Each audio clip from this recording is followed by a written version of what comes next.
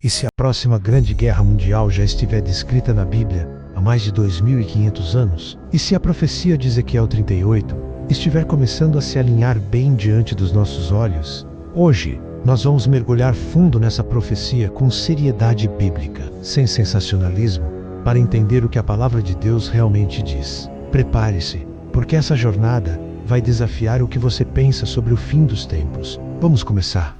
Quem foi Ezequiel? Ele foi um sacerdote e profeta que viveu durante um dos períodos mais sombrios da história de Israel, o exílio na Babilônia. Seu povo havia sido arrancado de sua terra e o templo, o centro da sua fé, estava em ruínas. A esperança parecia perdida. Mas é exatamente nesse cenário de desolação que Deus usa Ezequiel para entregar mensagens poderosas, não apenas de julgamento, mas principalmente de restauração.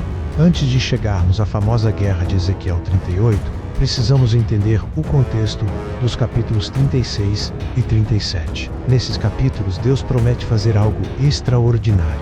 Ele promete purificar o seu povo, dar a eles um novo coração e um novo espírito. E então, no capítulo 37, temos a visão do Vale de Ossos Secos, uma imagem poderosa de um exército de esqueletos que volta à vida, simbolizando a restauração nacional e espiritual de Israel.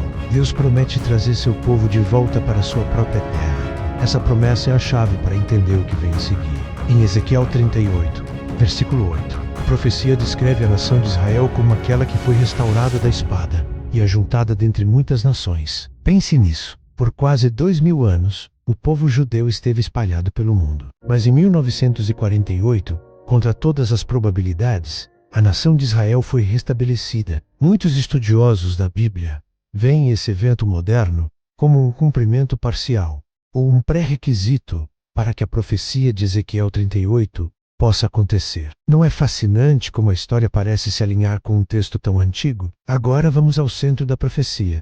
Quem são Gog e Magog? Esses nomes soam misteriosos, e com razão. O texto nos diz que Gog é o líder, um príncipe de Ros, Meseque e Tubal, e Magog é o seu território. Ele lidera uma grande coalizão de nações que inclui a Pérsia, que a maioria dos historiadores concorda que é o Irã moderno, e também Cuxi e Put, que são associados a regiões da África. Além deles, Gomer e a casa de Togarma, vindos dos confins do norte. É aqui que precisamos ter muito cuidado. A Bíblia não menciona nomes de países modernos como Rússia, Turquia ou Irã. Todas as associações que fazemos são baseadas em interpretações históricas e geográficas. Por exemplo, muitos associam Magog, Meseque e Tubal à região da atual Rússia e Turquia, por estarem ao norte de Israel. Essas interpretações são possíveis, mas não podemos ser dogmáticos. O ponto principal da Bíblia é claro.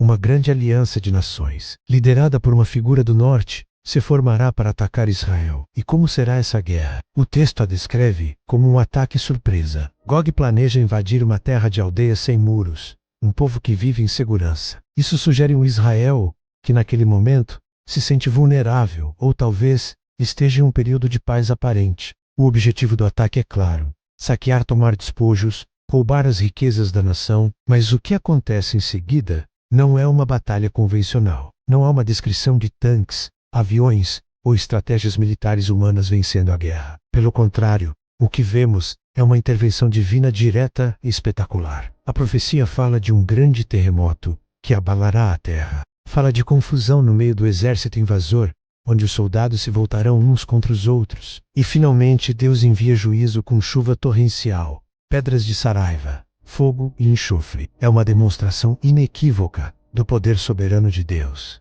Ele mesmo defende o seu povo para que o seu nome seja engrandecido e santificado diante de todas as nações. A história não termina aqui. Os nomes Gog e Magog reaparecem no livro de Apocalipse, o que gera um grande debate teológico. Em Apocalipse 20, após o período de 1000 anos do reinado de Cristo, Satanás é solto de sua prisão e engana as nações nos 4 cantos da terra, Gog e Magog, para se reunirem para a batalha. Isso levanta uma questão importante. A guerra de Ezequiel 38 é a mesma de Apocalipse 20? Existem basicamente 3 posições sobre quando a guerra de Ezequiel acontece. A primeira é que ela ocorre antes do período da tribulação, talvez sendo o evento que prepara o cenário para o surgimento do anticristo e o acordo de paz com Israel. A segunda posição é que ela acontece no meio da tribulação. E a terceira é que a guerra de Ezequiel e a de Apocalipse 20 são a mesma, ocorrendo no final do milênio. Alguns ainda sugerem que Gog e Magog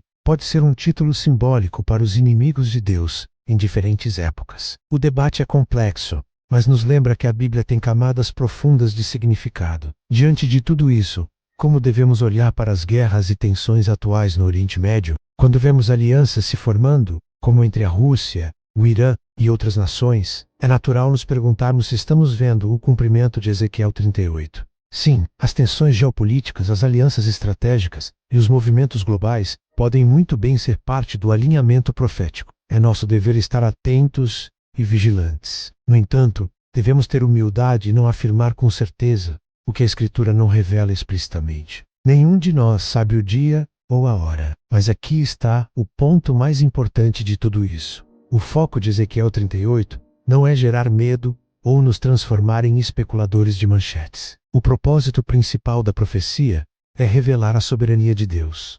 É mostrar que, não importa quão sombrias as circunstâncias pareçam, não importa quão poderosos inimigos se levantem, Deus está no controle absoluto da história. Ele tem um plano, e esse plano se cumprirá. A pergunta final não é se a profecia vai se cumprir, mas se o nosso coração está preparado.